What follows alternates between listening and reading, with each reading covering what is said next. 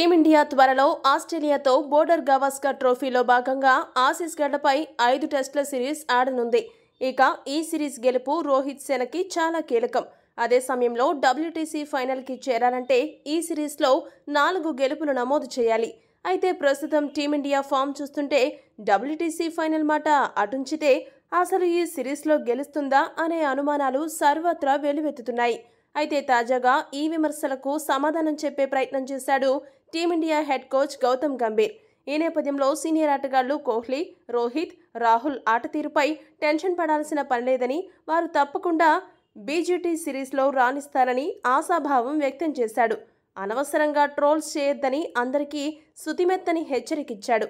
ఇదిలా ఉంటే గంభీర్ వ్యాఖ్యలకు ఆసీస్ దిగ్గజం రికీ పాంటింగ్ ఇండైరెక్ట్గా కౌంటర్ ఇచ్చాడు. పాంటింగ్ మాట్లాడుతూ ఏమన్నాడంటే, ఎవరు ఎన్ని చెప్పినా రోహిత్, కోహ్లీ ప్రస్తుతం ఫామ్లో లేని మాట వాస్తవం. వారే కాదు, టీమిండియాలో టాప్ ఆర్డర్ మొత్తం నిలకడైన ప్రదర్శన చేయడం లేదు.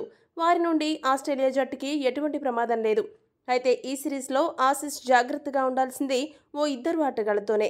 వారే హర్షిత్ రాణా, నితీష్ కుమార్ రెడ్డి. BGT సిరీస్లో హర్షిత్ రాణా, నితీష్ కుమార్ రెడ్డి కీలక పాత్ర పోషిస్తారని అనుకుంటున్నాను.